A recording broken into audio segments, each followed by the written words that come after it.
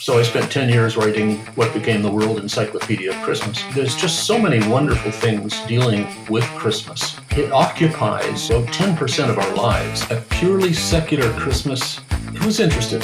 There's no magic. That's why all these traditions are passed on from generation to generation.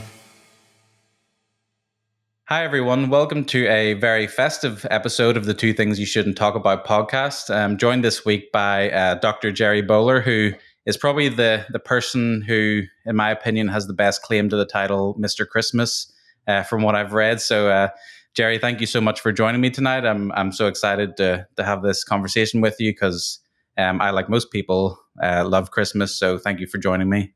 My pleasure.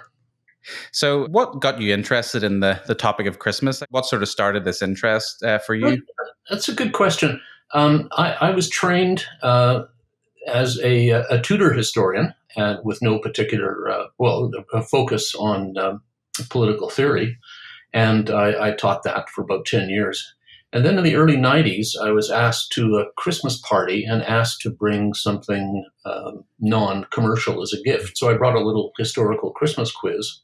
And the fans went wild and said there ought to be a book in this.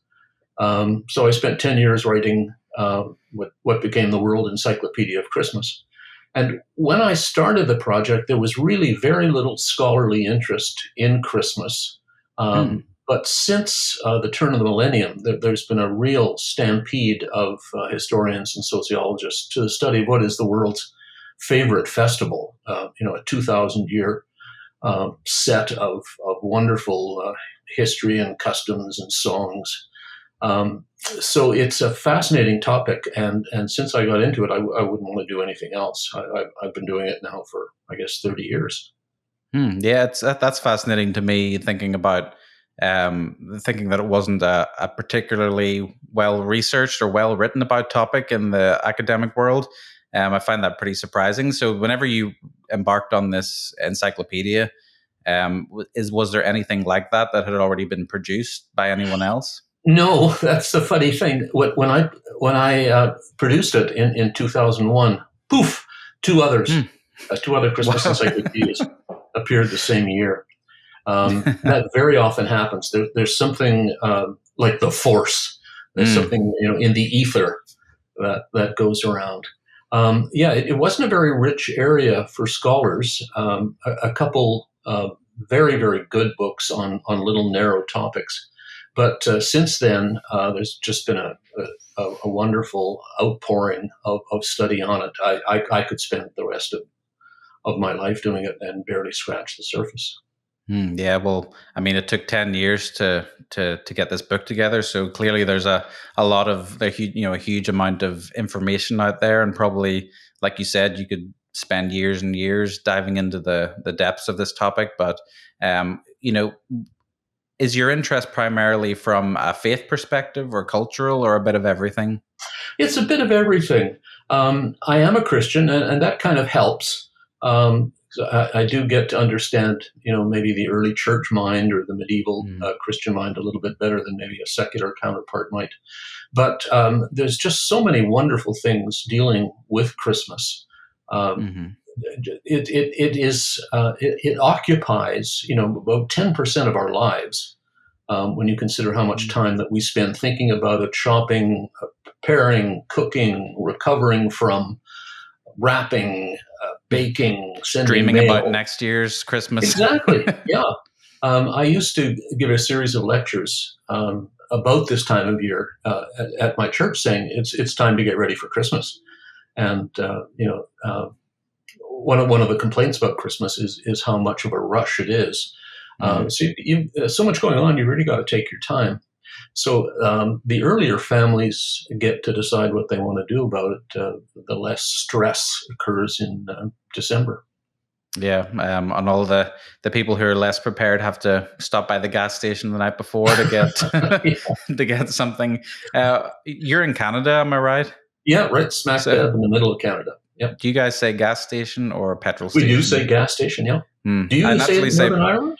We say petrol, but I just noticed I noticed slipping into the Floridian way of speaking. Sure. So listeners from Northern Ireland, please forgive me. I haven't betrayed the my culture entirely yet, but some things are creeping in. Right. So, yes, Christmas obviously such a deep topic. If we go back to the very beginning, obviously the historical origins of Christmas, that's the fact that Jesus was born was the original beginning. But when did it start being commemorated? This particular date, when did it start to be, I guess, codified and the rules put Sure. into place? And when did it become a festival, similar to what it is Yeah. today?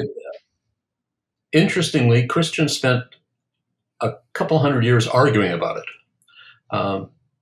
The first sentiment was, why bother thinking about it at all? Jesus is going to come back soon. And when that didn't happen, then there was much more focus on the death and resurrection. And then in the 2nd century AD, a number of heretics called Gnostics started the belief that Jesus had not been a physical being. This went strictly, the idea that God became man was exactly the opposite of the way things should work. We should move from flesh to spirit, not spirit to flesh. And the idea that Jesus could, get tired or be executed just didn't make sense. So they emphasized the spiritual and the non-corporeal essence of Jesus. And so Orthodox Christians had to say, no, Jesus was real. Let's talk about those diapers. Let's talk about the swaddling clothes. Jesus was a baby. And so we have a focus then on dwelling on the historicity of the Nativity. And then the question is, well, when was it? So there's arguments about the date and the year and whether or not it should be celebrated, because celebrating birthdays was not a Jewish thing. It was a Roman thing, and they didn't much like Romans. And they had the example of Herod's birthday in the Bible where John the Baptist is executed. So there was a sentiment in the early church that it shouldn't be marked. But we think sometime in the 200s, my feeling is it was first in North Africa, that the birth of Jesus, the nativity of Jesus, is celebrated. And a lot of dates had been suggested, but the date of December 25th is nailed down in the West in the early 300s. Okay. It had nothing to do, though people often think it is, with pagan celebrations. You often hear, particularly on the internet, that it was related to Saturnalia or the birthday of Mithras or the feast of the unconquered sun. None of that seems to be true. It seems to have a kind of a numerical reasoning for it. Okay. The theory was that great men like Moses or like Alexander the Great were born and died on the same date. So we can expect Jesus to be born and die on the same day. Now, we know that he died in the early spring. We know that the crucifixion is tied in with the Passover, which always takes place in a certain narrow range in the spring. So it then occurred to Christians, well, what we're really interested in is the incarnation. When did Jesus take human form as a fetus? And so if we name March the 25th as the date of the crucifixion, that also becomes the date of the Annunciation of the Archangel Gabriel visiting Mary. And hey presto, 9 months later, December 25th becomes the date. Okay. The Eastern Church, the big cities in the east of the Roman Empire, Alexandria and Damascus and Jerusalem, stuck to January 6th for the same reasons, just they had a different date for Easter. So it's the same kind of symbolic numerical calculation that ends up. And it took about a century and a half to convince the eastern cities that December 25th was the date. But so starting in Rome, North Africa, and then spreading east, December 25th becomes Christmas, or becomes the Feast of the Nativity. Christmas is an Anglo-Saxon word that comes in about 1,000 years later. Well, yeah. Yeah, that's interesting to think that. I guess I'd never, put that together in terms of I've heard people say about, theories that Jesus was born in the spring or at different times of year and those kinds of things. I suppose I'd never thought that connection of that they might work forward the 9 months from their sort of original date and those kinds of things. So that's really interesting to think that they kind of had a lot of calculations going on and they kind of worked it out quite thoroughly. I'd heard some rumors about of scholarship about this. Yeah, one of the things that people say, well, he must have been born in the spring, is because that's when the shepherds were in the fields. Right, that's what I was going to say. Well, the reason they're in the fields is to tend to the lambing. And then there's a whole industry of lamb studies. Why were shepherds in the fields in Bethlehem in the reign of Augustus Caesar? And I've read all kinds of wonderful things about various regulations and restrictions on sheep ownership and everything. Anyway,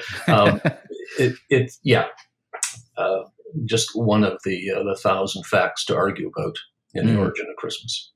So in your book, in your encyclopedia, I assume that you cover kind of, like I mentioned before, the range of topics from spiritual to cultural topics and kind of the evolution of the holiday of Christmas. So once the church had kind of settled this date, maybe they said the December 25th is the date that we will commemorate Christmas. When did that, or for how long did that continue as a purely religious observance, and when did it start to become something much more broadly cultural? Very quickly. Now, not willingly by the church. The church would have loved for it to remain strictly a religious ceremony. We see in the 300s the beginning of Christmas sermons, special Christmas services. But the fact is, it's in a natural holiday period. In the pre-industrial world, particularly in the temperate zone,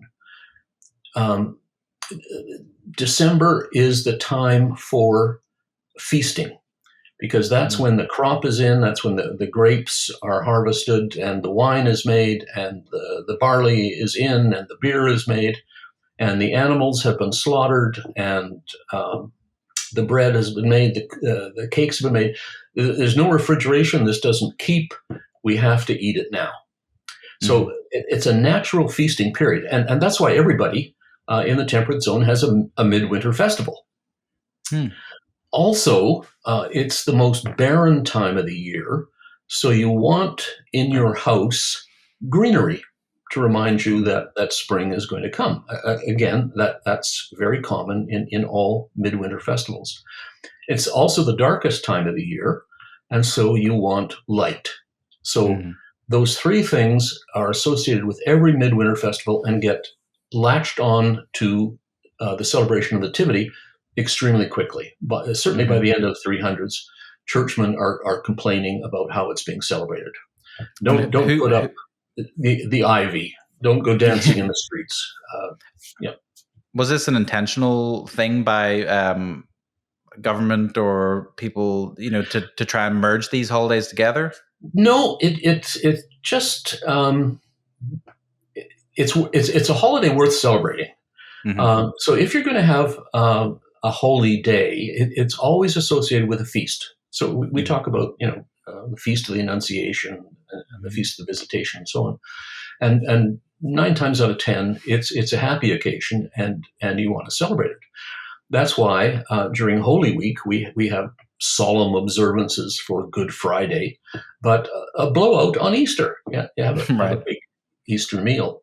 So it's a very natural thing for Christmas to attract holiday activities. And the church for 1,000 years keeps saying, stop that. Yeah. Don't dress up in animal skins. Don't cross-dress. Don't put on women's clothing. You got to stop these sacrifices. So gradually, a synthesis takes place where folk religion and folk celebrations merge with the religious. The church comes into the streets, and the streets come into the church. So by 1000 A.D., you've got wonderful folk celebrations and lovely Christmas music being written, wonderful ceremonies inside the church, stars sliding down on wires to simulate the Star of Bethlehem, shepherds bringing sheep in, three wise men celebrated on the Feast of Epiphany 12 days after. So by the middle of the Middle Ages, Christmas is well on the way to becoming what it is today, a kind of mixture of the two. And which did the most influencing? Did Christianity influence culture more? Did the culture influence the Christian holiday of Christmas, in your opinion? You can't have one without the other. A purely secular Christmas, who's interested? There's no magic. Boring. A purely religious Christmas, where's the fun? Where's the celebration of the birth of baby Jesus? So it really works for both. That's why it's spread worldwide. That's why all these traditions are passed on from generation to generation. So that I've got on our tree ornaments that our various grandmothers have made. And I already have grandchildren, so I can show them, this is what your great-great-grandmother knit for Christmas. And this is a recipe that your great-grandmother used for fruitcake. We use it every year. Christmas it has nothing to do, it's not a commercial holiday. That is to say, it doesn't emanate from capitalism. The consuming, the buying, that's done because families want it. It's because they want it to be part of their family social economy. That's why they tell their kids about Santa Claus. That's why they go out and cut down a dead conifer and decorate it and put it in the living room. That's why they have foods that they don't have the rest of the year. It's magic, and it works for them, and that's why they'll do it again next year. Yeah, and to me, I think that religious symbolism of the holiday probably adds into the reason why people choose Christmas to be the one that they celebrate over all others, because there is that element of the miraculous and, being hopeful and, peace and goodwill and all those things that are associated with the biblical story. But there's no reason to be overly, what's the word? I guess positive or overly virtuous in any other occasion. Christmas routines. It's the one time of the year in which we're expected to be better, in which we will tell other people, come on, it's Christmas. Yeah, a good deed cancels out a bad deed on Christmas. Which movie was that from? I'm trying to remember. Was it Home Alone or something where someone said a good deed counts for double on Christmas Eve? I think it was Home Alone 2. But there's still that whole idea of at least being better, at that time of year, and doing good to other people and looking after each other and all that kind of stuff. You mentioned as well about how it's spread across the world. How does the observance and celebration of Christmas differ in different cultures around the world? Because it obviously is spread all over. Yeah. It's amazing, the differences. Sometimes it can be extremely pious, very much centered on the cradle. Sometimes it's centered on sociability, on getting as many family members back together. There's that sense of homecoming. In places like Japan, it's almost like Valentine's Day. It's a romantic holiday. It's time to buy your sweetie some roses and take her to a motel. So it varies from country to country. The food is different. The customs are different. The superstitions are different. The predictions about the weather are different. And expectations about snow and that kind of thing. Sure, yeah. A green Christmas means a full churchyard is a popular one, meaning if it's green at Christmas, there's going to be a lot of dead people in the spring. Yeah. Yeah, a bit more of a morbid tradition there. Yeah. What traditions do you find the most interesting, or what are some of the ones that people? You mentioned Japan, but are there any that stick out to you as like very unique Oh, celebrations? every country has just a mind-blowingly crazy Christmas custom. Here's one from Canada. Um, a group of people will come to your door and sing a song that threatens to torture your oldest daughter if you don't give them food. Wow, and That's called, that's a common occurrence. it's in Quebec. It's an old Okay. French medieval custom that spread to Quebec and Louisiana. And it used to be one of a traditional begging song, because Christmas was the great time for groups, marginal groups like old women or children, to go begging. And so what they do in Quebec now is sing that medieval threatening song, Wow. but it's a food drive for charity. So they'll collect cans of food and give it to food banks. So that's Yeah. one from Canada. There's ones about werewolves. Um, in Sweden, they construct giant straw goats and keep them from being burnt, but usually arsonists manage to get to them and burn down giant Of straw course. goats. Yeah, it's too tempting. There's a great one in Venezuela where you kidnap the baby Jesus. You steal the baby Jesus out of the nativity scene if your neighbor hasn't stood up the baby Jesus by January 6th.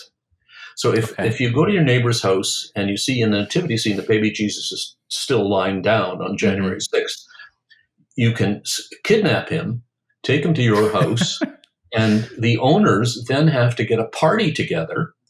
They get a young couple with a basket to imitate Joseph and Mary, and you get a band, and you go in a procession to the kidnapper's house to recover the baby Jesus, and everybody has a party. That's incredible. Anyway, I've never heard anything like that. Well, sure. Wonderful stuff.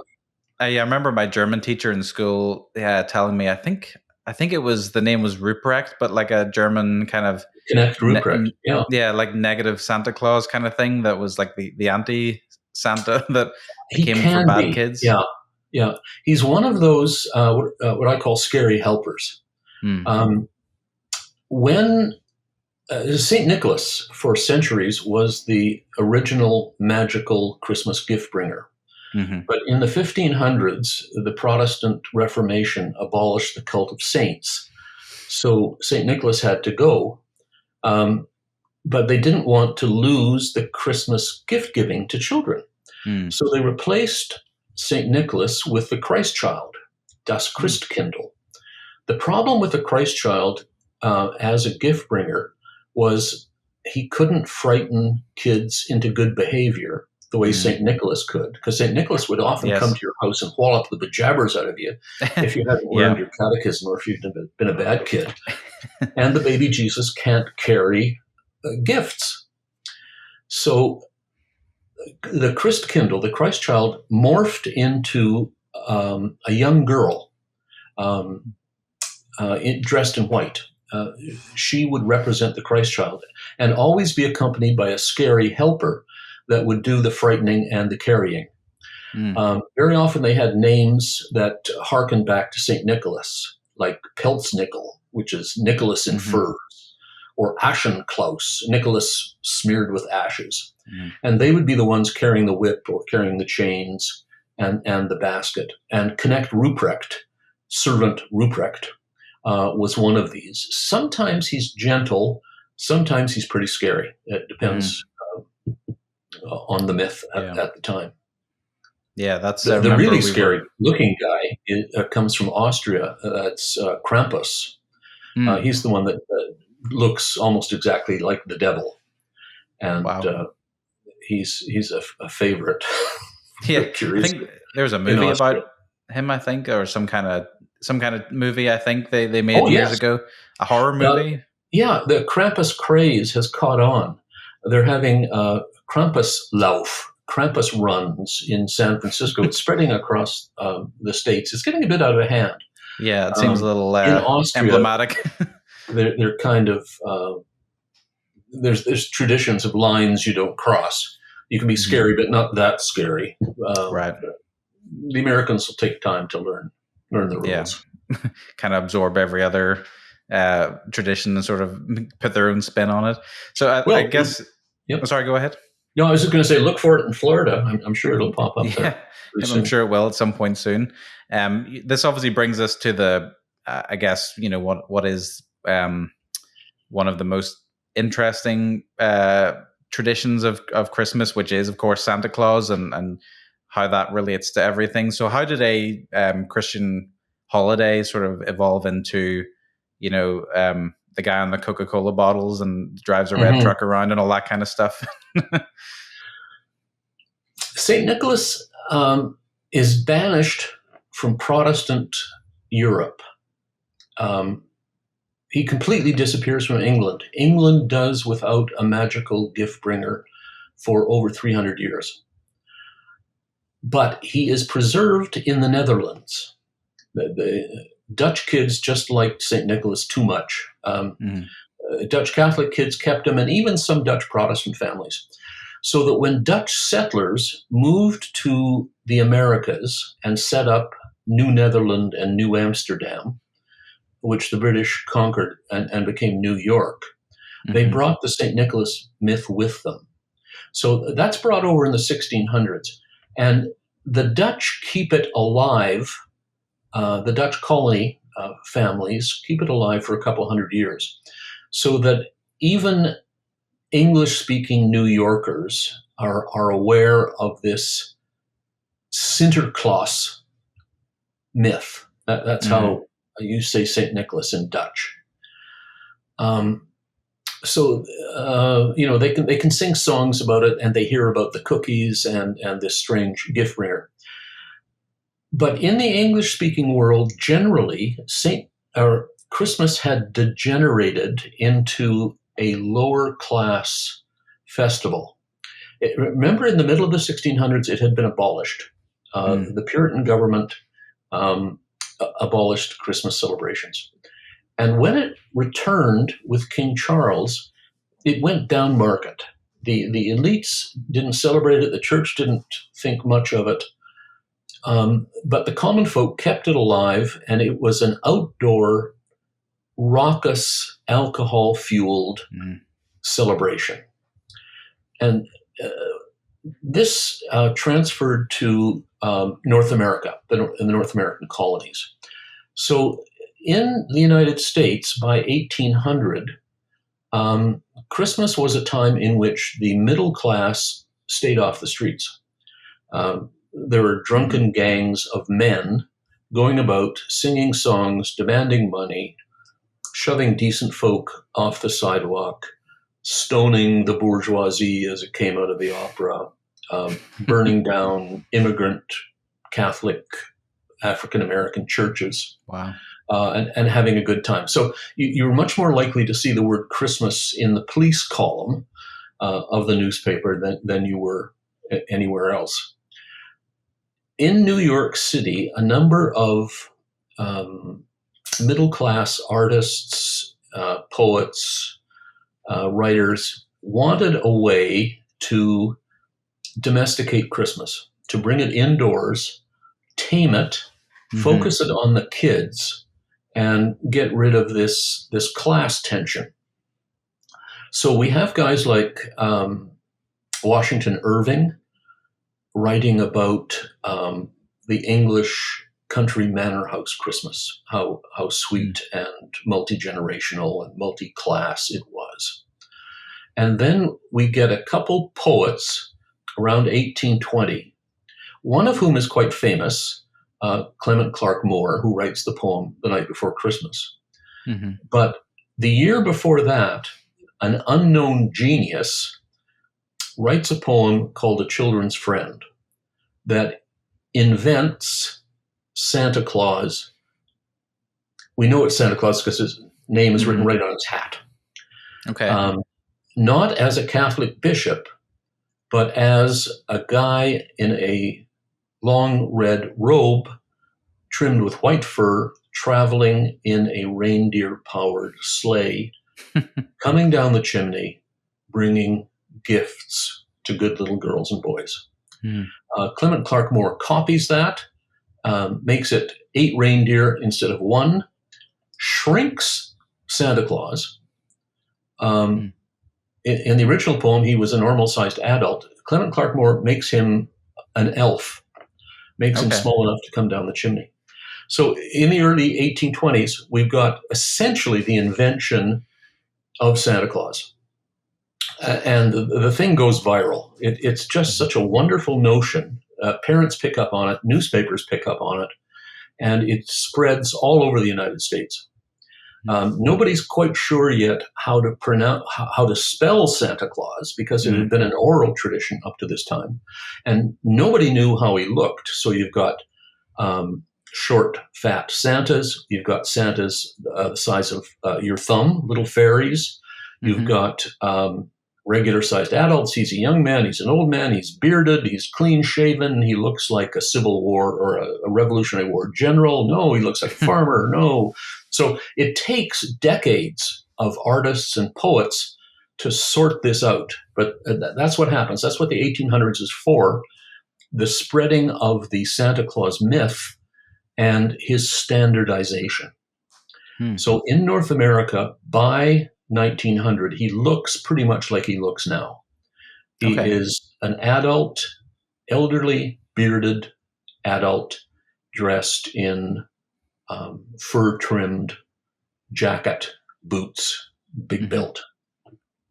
And was it red at that point? Did he wear red? Yes. Okay. He's gone through a million different colors. But it's from this point on, it's almost exclusively red. Yeah, I'd heard he had worn black at different times as well, in different colors like that. He wore paisley. He wore Chinese robes. You can think of it, and he wore it. In Europe, he looks more like a monk, more monastic. So he'll wear a longer robe, very often with a kind of a half cape and a pointed hood. So that's what your that's how you can distinguish your Santa Claus from your Father Christmas or your Père Noël. England hadn't had a gift bringer until from the 1500s to the middle of the 1800s, and then they started hearing of Santa Claus. But they decided, no, that's not Santa Claus, that's Father Christmas, which up to that time had simply been a personification of Christmas. Generally, Christmas with a capital C. And so in France, he's Père Noël. In German, he's Der Weihnachtsmann. In Italy, he's Bobo Natale. But the Europeans still have dozens of rival gift bringers.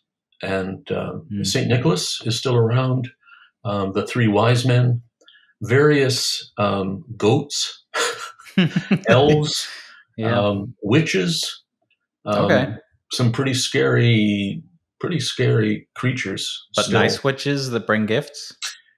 Some of them are really sweet. Yeah. In Italy, the witch Befana is nice. Germany has one Berchta, who can sometimes be nice, but is sometimes known as Berchta the Disembowler. Oh, so if you don't happen to eat certain Christmas foods, she will come and slit your stomach open, replace your entrails with straw, and sew you back up with a chain. Nothing says Christmas like losing your entrails. Exactly. So you mind your manners when Berchta's around. Yeah, and I'm sure there's probably elements of that, like you said, that to control children and keep them well behaved. Yeah, well, that's one of the great purposes of Santa Claus. That's why families find him so useful, because he encourages waiting.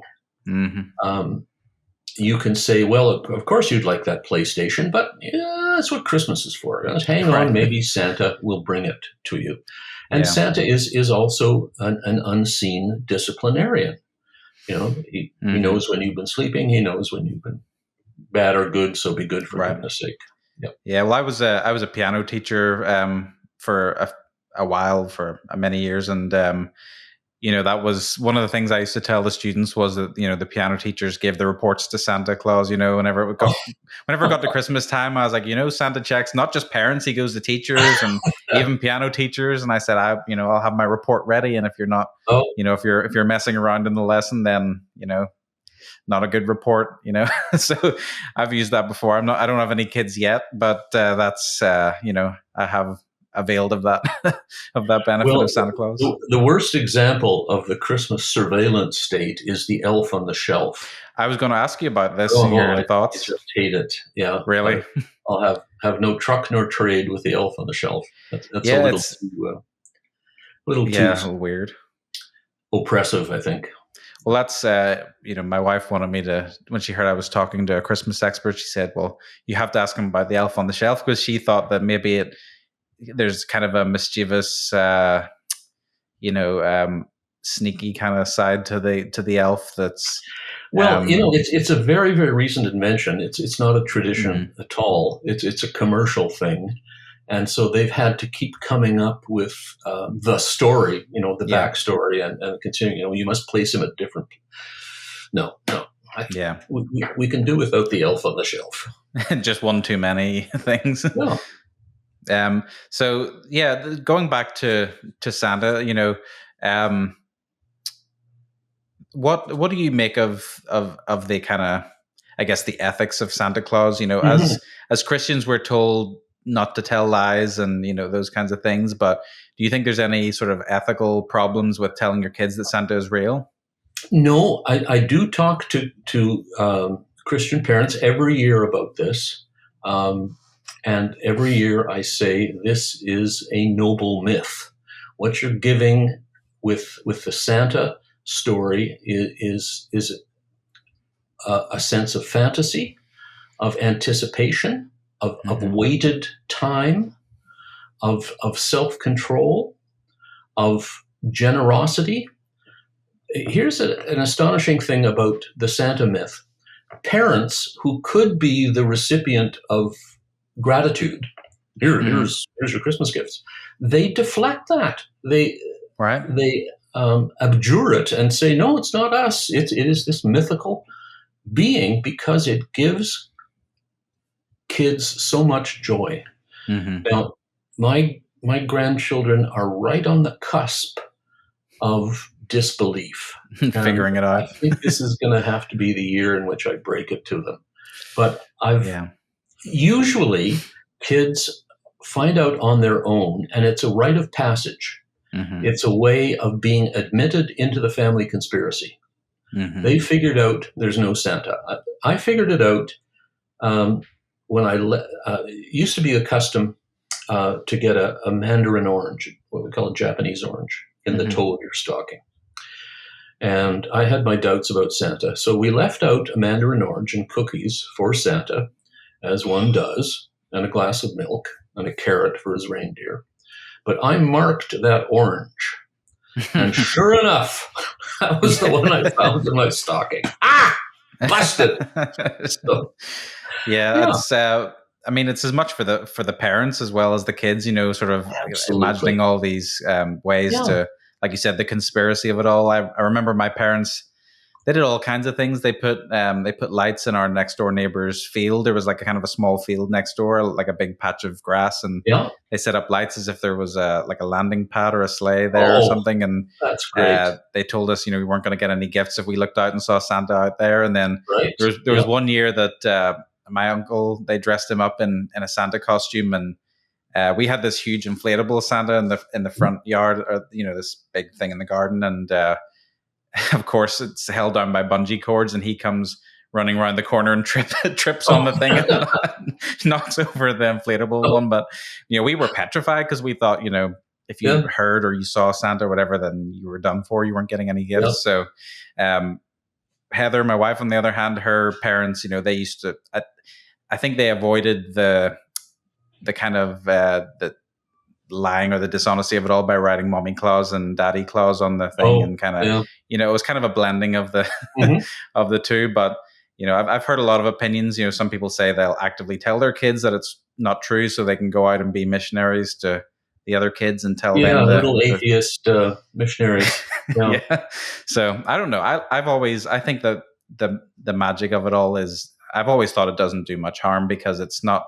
I don't think there's a dishonesty per se in it, because I don't know. It's you do expect them to believe that it's real for a time, but kids, you tell them all kinds of tales and myths to capture their Yeah, imagination and to sure. communicate virtues, and I just see it as one of those things that I guess I would try not to take the focus of the real Christmas story, but I think it can enhance it in a way, and I don't know what your opinion is on that. No, I absolutely. The original nativity story is where all the magic starts. You've got angels, you've got traveling stars, you've got three magicians showing up at the door with crazy gifts, shepherds abandoning their flocks, warnings in dreams. It's just full of magic, and that leaks out into popular culture, and it generates all of this wonderful mythology. Yeah, so going back to, I guess, the origin of the gift giver, we talked about Santa Claus, but that originated, I suppose, this idea of giving gifts with Saint Nicholas in the early days. Gifts are associated with Christmas right from the beginning. I mean, Okay. that's Well, what frankincense, gold, frankincense, right. and myrrh is all about. And so we have records of saints, theologians who are now recognized as saints, giving each other Christmas gifts. Christmas gifts were, for about 700 or 800 years, strictly between adults. Kind of social lubricants. They go up the ladder to the employer, and then they come back down to the tenant. That's one aspect of it. But the second aspect is connected to charity. Christmas is the season for licensed baking. This is the season that you have permission to go around and bother your neighbors, and they have to come across with the goods. So there are days in Advent, the run up to Christmas, that are dedicated to children doing that. December 6th, St. Nicholas Day. December 21st, St. Thomas Day. That's for women to do it. There's very often a period for old women to do it and young women to do it. And they'll go around and they'll sing a carol, or sometimes, as we've seen, a threatening song, or sometimes they'll carry a little image of the Holy Family wrapped in some foliage, and then you have to kiss it and then give in return. So gifts always associated with the Christmas season, though they needn't, to be a Christmas gift, they don't have to arrive on Christmas Eve. A lot of countries give Christmas gifts on New Year's Eve, and on various saints' days. St. Lucia Day on the 13th, St. Nicholas Day on the 6th, for example. So there's no particular magical midnight Christmas gift bringer until St. Nicholas comes along. Now, St. Nicholas lived in the 300s, and he was the most popular, the most powerful male saint. Only the Virgin Mary was more popular than he was. And he had dozens and dozens of things that he was the patron saint of. Very, very popular. We don't know exactly when. This is the great Christmas mystery, is when the first St. Nicholas gifts were given out. We think probably in France, some say Italy. Some nuns on St. Nicholas Day, or St. Nicholas Eve, started giving their little kids gifts in their shoes. And from there, let's say that's around, at least by 1200. That spreads all across Europe. And there, St. Nicholas, but also other saints, sometimes St. Catherine, who did it for girls, or St. Martin, who's very popular in some places.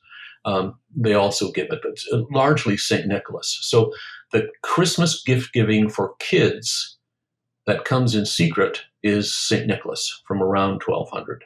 And he's still popular. Hmm. There are lots of countries that want to get rid of Santa Claus, or at least keep Santa Claus out until St. Nicholas has had his day. There are some towns in the Netherlands where it's illegal to dress up as Santa until Wow. after December 6th. Wow, Yeah, that's St. incredible. Nicholas has got to have his moment. Yeah, and so is there any resemblance from the original historical Saint Nicholas to the idea of giving gifts and stuff? Did Oh, he yes. give gifts himself? Yeah, there's the famous story of St. Nicholas as a young man. He was rich, discovering that a man had 3 daughters and he couldn't provide dowries for them, so they couldn't get married, so they'd have to become prostitutes. Nicholas discovers this, and at night he slips bags of gold through the windows that become the dowry for the girls. So that's one of the great St. Nicholas stories that makes him the patron saint of children. So was there any... sorry, I was going to say, were there any other interesting sort of occurrences in his life that kind of endeared him to people? Grief. He could fly.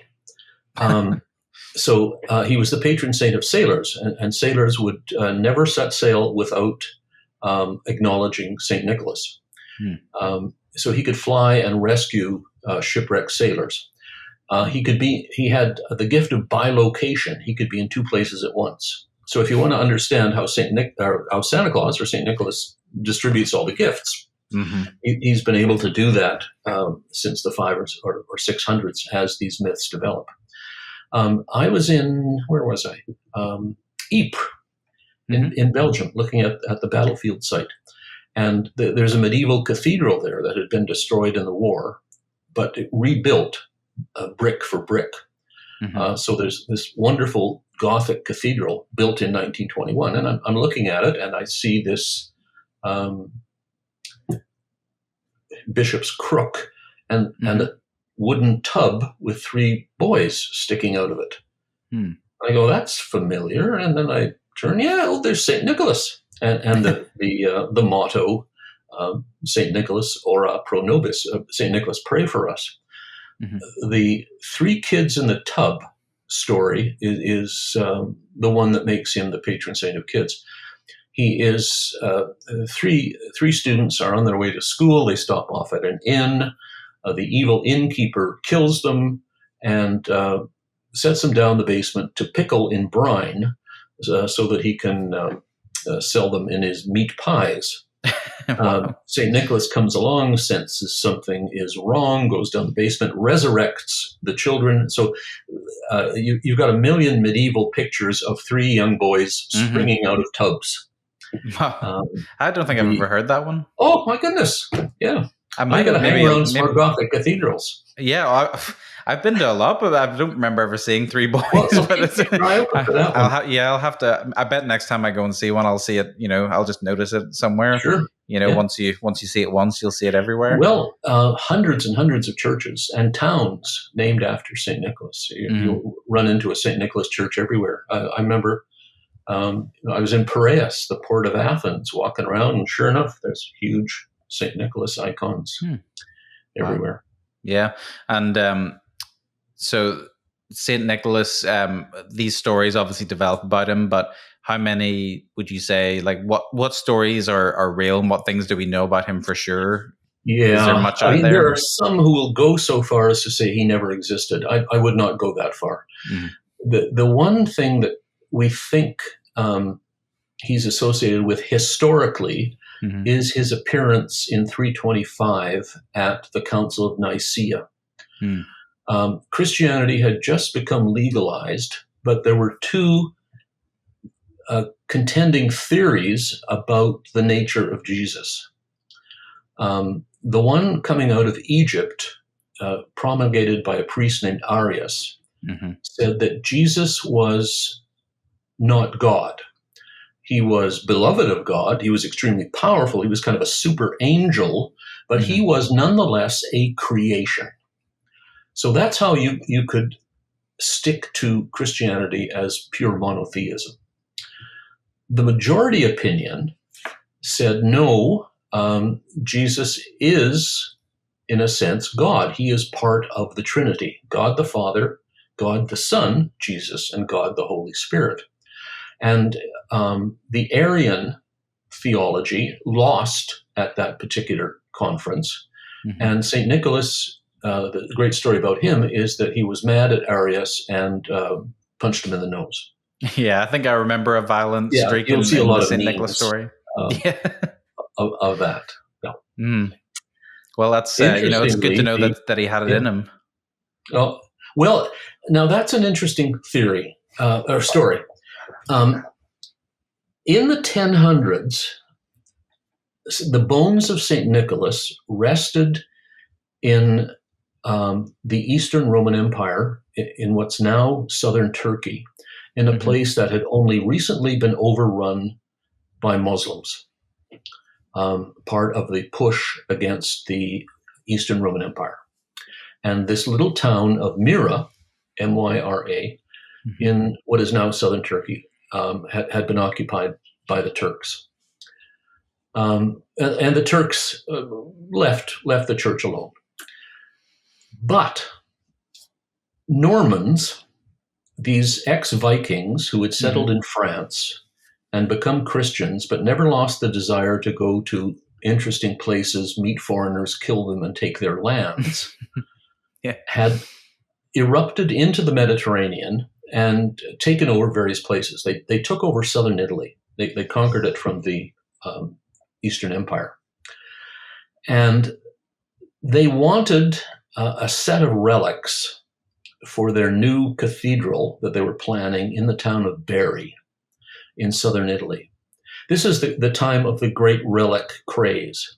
Every church had to have a relic, and the closer you were associated with Christ and the saints, the better.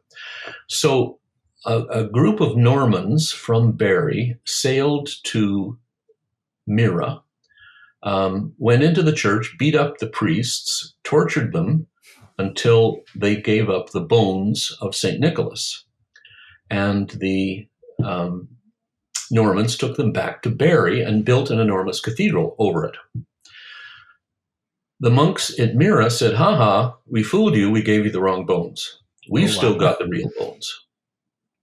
So we've got these two rival corpses of St. Nicholas.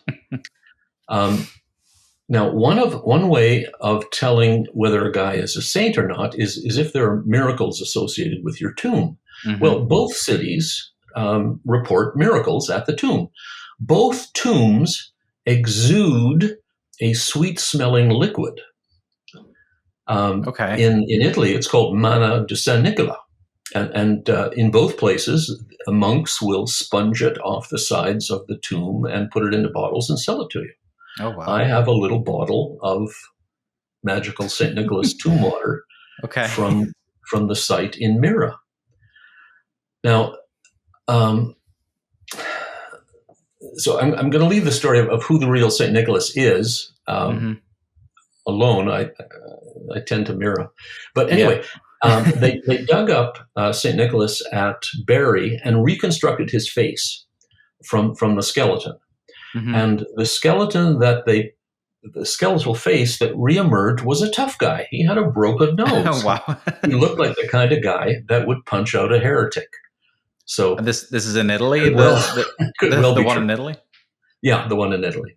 Well, I guess that's maybe that's where the theory of sort of being able to be in two places at once, maybe it came out of that. Maybe he's maintaining that.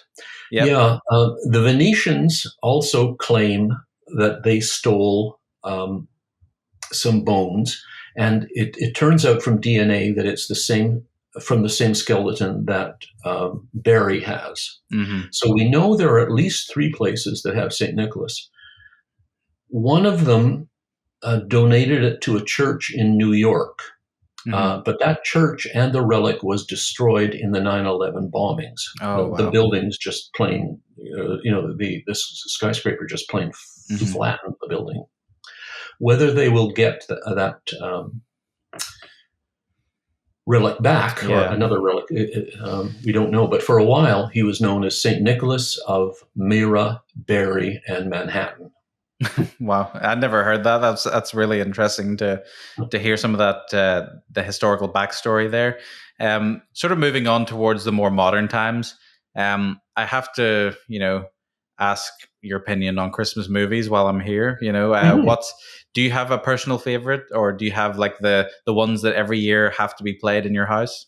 Yes, I do. First of all, I'd like to start by saying Die Hard is not a Christmas movie. So I would tend to agree, but I do think it's better at Christmas time than any other time of the year, obviously. Okay. But I wouldn't say it's a Christmas movie, but it's a movie that probably should be watched at Christmas, if that makes Well, sense. yeah, there are Christmas movies, and there are movies that take place at Christmas. Right. The greatest Christmas movie is the 1951 Scrooge with Alistair Mhm. Sim. Um, the second greatest is a Finnish movie from 2010 called Rare Exports. Hmm. It's a horror comedy Okay. that will teach you a lot about these goat-like Christmas Mhm. figures. Hmm. And the third is a 1940 um, Barbara Stanwyck movie called Remember the Night. Hmm. These are the official The rankings. official three from Yep. from the Bowler throne. The edict has come down. Yeah. What are your favorites? Oh, it's a tough question. I think the ones that I always go back to, I really do like Elf. I think that's a very good movie. Oh yeah. Mhm. I like. I think Home Alone 2 probably takes the top spot for me personally. Oh, I that's the just one with Donald Trump. yes, exactly. Yeah. I don't know if that's the reason why it's my favorite, but there's a maybe it adds something a little spice to the movie. It's just I didn't even Mhm. know who he was until Yeah. 2016 when he ran for president. I'd heard the name, but I didn't know anything about him. So it was all over my head. Growing up, I didn't know who that guy was. I just thought it was a random guy in the lobby. But to go and see the Plaza Hotel was fun. To go and be there. Mhm. But anyway, so that's probably my top one because I don't know. There's something about New York and Christmas. I think that's kind of it's just linked. So Elf and Home Alone 2 are always Okay. favorites. Yep. White Christmas is one that we love as well. The Bing Crosby movie. Yes. Yeah. Okay. And I think also another one that has grown a lot on us recently is Love Actually. I hope you've seen Oh that one because it's maybe you'll yeah. say that's not a Christmas movie because it just takes place at Christmas, but that's one that Yeah. we like to watch it every year because goodwill Yeah. and romance and all that kind of stuff. There are some episodes in that I think that are splendid, and some I think ought to be taken out and shot. Oh, really? Yeah, Do you like parts of it, but not I others? do. Yeah, yeah. I like Hugh Grant in Portugal. Yeah, I think that's very sweet.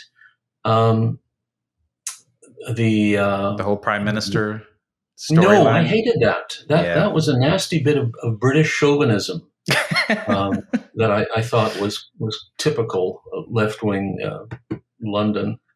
And Well, the he one was of he was the Tony Blair. That was his character yeah was really yeah Tony telling Blair. off Lyndon Johnson Right. imitation.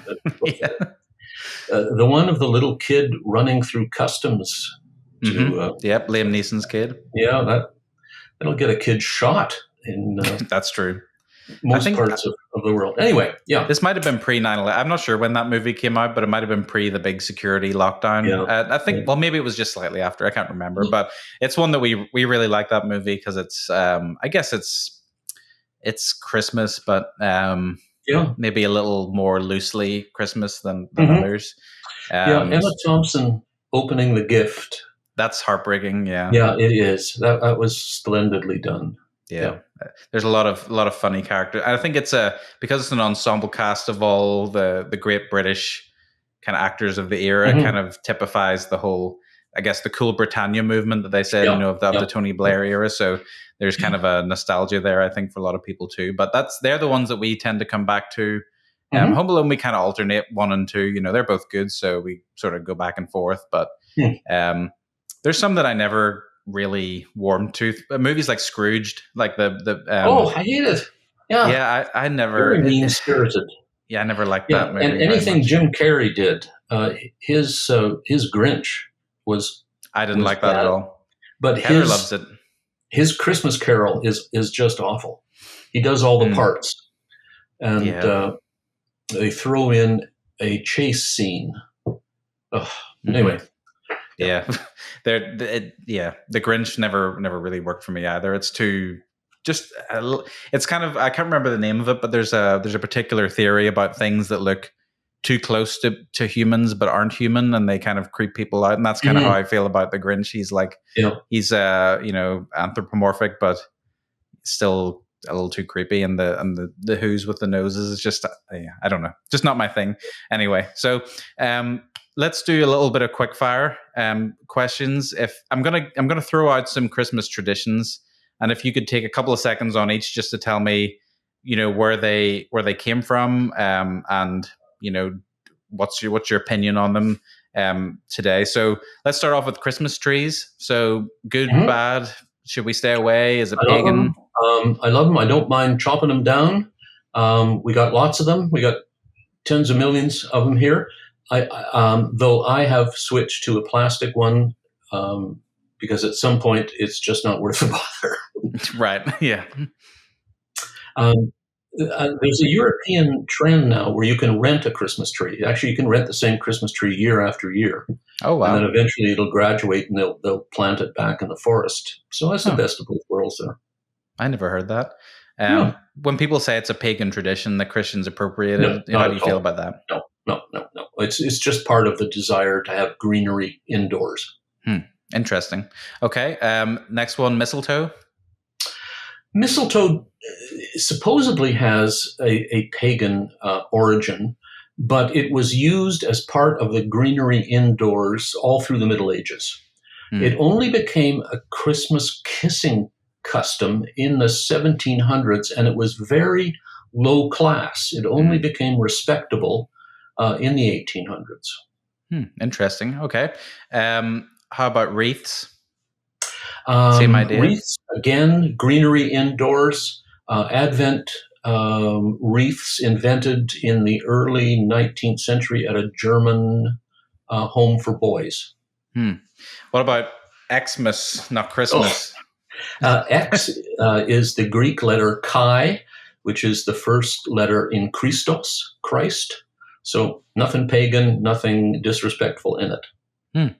And let's finish off with a more obscure one that I've heard a few times. My brother's school actually did a little ceremony around these, but the Christingle, have you come across that? Yes. The Christingle starts with the Moravians, a Protestant sect very devoted to Christmas, who migrated from Germany to the northeastern United States in the 1700s.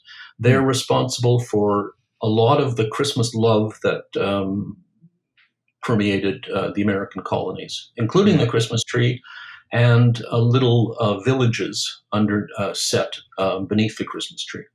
Christingle, I give it a thumbs up. Awesome. Well, thank you so much for that. And then just to finish off, I read from your website that not only are you an expert in Christmas, but you've also delved into the symbolism, theology, and study of the Simpsons as well, which is a common, interest that we have. So if you don't mind talking for a couple of minutes about something maybe a little more lowbrow in some people's opinions than Christmas, but I love it. Simpsons is not lowbrow. It's extremely literate. And it is, or at least it was when I was studying it, and I haven't studied it for a while, but it was the most religious show on television. I kept my kids from watching it, and they said, "No, Dad, this is actually quite good." So I watched it, and I go, "Yeah, morality is always upheld." And the more I watched it, the more I saw how permeated it was with religion. It's the only show where where all of the characters, where they go to church or temple or synagogue. Right. You can't tell that about any other television show. You have no idea about the religious life of these detectives or soap opera stars or doctors in hospitals. But we know that most of the characters go to the First Church of Springfield with the Reverend Lovejoy, that Mo, the barkeeper, is a snake handler, that Hyman Christovsky, what was Krusty the Clown's father, the Rabbi Right. Krastovsky. Lisa is a Buddhist. Mm-hmm. So, yeah. And Apu is a Hindu as well. Oh, I forgot about Apu. Yeah, yeah. Please do not make fun of my God. Yeah. So I guess he's been a victim of cancel culture, I think, recently. Yes, that's just dreadful. I mean, here's a character who is absolutely worthy. Mm-hmm. He and his relatives all have degrees in astrophysics or something like that, and they're working at these jobs to support their family. They're victims of capitalism. Anyway, a totally admirable character, but because he has a funny accent, they decide that's somehow disrespectful. Yeah, the idea that someone non-Indian would play a stereotypical Indian person, but do you have to be yellow to be, to voice the Simpsons? Right. Does Lisa, does Bart have to be played by a boy? It's done by a middle-aged woman, for crying out loud. Yeah, I never had an issue with Apu's character because, in fact, I maybe this is a risky thing to say, but I don't necessarily ideologically have an issue with stereotypes in every situation because I think that they help people understand different cultures better in a lot of cases. And at least, I think being able to laugh and enjoy and, to be able to see the quirkier sides of people's cultures and religions, it does help understanding, but also takes a lot of the offense and the sting out of a lot of these issues. Because, if you can talk about things like your religion, your ethnic background in a way that's humorous, I feel like that actually breaks down barriers rather than getting hostile about it and never talking about it. And of course, the show is called The Two Things You Shouldn't Talk About. So we tend to talk about things that, people maybe like to get bothered and offended about. But, I think being able to see different cultures represented, even if it is in a humorous way, as long as it's done respectfully, I think it actually helps people, I don't even mind the disrespect. Matt Groening comes from a Canadian background, and he takes shots at Canadians all the time. Mm-hmm. Yeah, that's true. Up here, we just laugh. Right. And I've always loved The Simpsons, because there is usually a good moral to the end of it, despite the craziness of the episode. Normally, there's something at the end that you can kind of think, well, I've learned something, or there's like a moral to the story of what went on. But looking at Ned Flanders, what do you think about that as the stereotypical Christian character that they put in? Is that offensive? I used to worship at an evangelical church for decades, and many of my fellow congregants would have fitted very much into Ned Flanders' house. What game will we play tonight? Let's play Feed the Leper. They're playing a video game with Bart, where every time you shoot somebody, he gets converted. And Bart says, "Oh, I just winged that guy. That means he's a Unitarian." There's what I was going to say is there's Flanders is probably the person that goes through the most sort of phases of being he's annoying in one episode, but then in the next episode he's the kind of model of virtue and patience and forgiving Homer for everything. He's certainly both. I mean, we all know very annoying nice people. Right, too nice. And then Lovejoy, I think I've met a fair share of church people that are burnt-out pastor, former hippie. Yeah. So, is there what fascinates you about The Simpsons, or what got you into looking into that? That it was so literate. Aside from Jeopardy, that was the show you could learn most from. Just freeze frame and take a look at Ned Flanders' bookcase and see the 12 different kinds of Bibles he has. And somebody who knew something about theology made those jokes. Right. There's stuff that goes over people's head. There used to be a wonderful website that had the digest and quotes from every Simpson show. And the stuff they would pick up showed that, at least in the beginning, pretty much everyone was a Harvard graduate that was writing for the show. I don't know whether that's still the case, but it was very funny, very literate. Yeah, these days it's really not as clever as it originally was. I mean, and it used to be very profound, because I remember there was an episode even where it might have been the one where Homer stops going to church, and there's a whole battle of faith that goes on, like where he's wrestling with this idea of, does he go to church or does he believe Yeah. on all this kind of stuff? Or sit around in his underwear and eat butter. Yeah. Yeah. Well, we all have that choice on Sunday mornings. Sure. Yeah. And that's the one where Krusty the Clown comes and is soliciting for the Jewish Clown Fund, I think. And anyway, Homer's life is saved by religious volunteers of all kinds. God comes down to talk to him and says, exactly. I don't like the Reverend Lovejoy either. I think we'll give him a canker. There's no... we have the rapture. We've got, some part of the Simpsons family going up and some part of the Simpsons family going down. And Marge says, what's the... Oh, yes, sin. But yet Flanders is also the devil as well. Oh, yeah, that's another one. Yeah, where Homer goes down and is forced to eat the donuts continuously as his punishment in hell. There's a lot of good things, and the jury of the damned, and there's a lot of religious imagery there, but on first glance you might miss it as you go through it. But do you have one favorite episode? I'll finish on that. I like Lemon of Troy. Do you remember that one? I'm trying to think which one that is from the title. It begins with Grandpa Simpson sitting under a tree, and the kids say, "Oh, there is an old wise person. Let us go and listen to him." Anyway, there's a town that is sort of the dark side of Springfield, and they have kidnapped the lemon tree, and so the town has to borrow Flanders' RV and go and rescue it. Look it up. Mm-hmm. Gosh, I don't even remember that episode. It must have been a long time. Yeah, I just remembered where Liam Neeson was the Catholic priest with the fun Catholic priest, and then Lovejoy as the Protestant trying to rescue them from the Catholics. I just remember that episode. But again, the stereotype of the fun Irish Catholic heaven and the boring Protestant heaven. That's one of the great fears I have. You'll end up in the wrong side.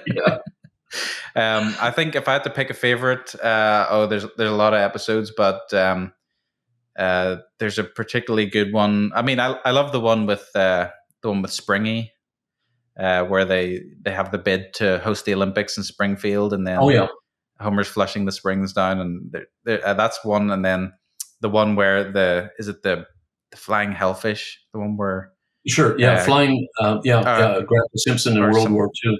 Right, exactly. Yeah. And Burns is trying to get the bonanza, the hellfish bonanza, the prize for them all. Anyway, we could talk for a long time about that. But sure. Monorail. Yep, exactly. Another fantastic episode. But anyway, I just want to thank you so much for joining me. I found this incredibly enlightening as we approach the festive season, and I definitely would encourage any listeners to check out some of your writings, and where can people find out more about your work and about yours? You can check out my blog, which has a Christmas article every day called Christmas Every Day at gerrybowler.com, or go to Amazon, and buy copies of the World Encyclopedia of Christmas, Christmas in the Crosshairs, or Santa Claus, a Biography. And if this interview is anything to go by, I can assure everyone that it's stuffed full of incredible facts and tales of Christmas. So, again, thank you so much for joining me and for sharing some of the things you've learned over the years. And I think what better way to go into this sort of festive season, as it approaches. What better way to go into that with a few more facts and incredible stories from how we got to where we are today. Maybe we can make this a Christmas tradition. Perhaps next year I'll email you again and have you on for round 2 of Christmas. I'm up for that. And thank you to everyone who tuned in and listened to this episode. If you enjoyed it, comment below and give us a like, and make sure you subscribe to this page for more content like this. And drop a question below if you have any Christmas questions, and perhaps if we ever revisit this topic, we can look into some of those questions and answer the best ones. But unfortunately, that's all for tonight. Thank you so much for watching. And I wish you all a blessed Christmas and a very happy New Year.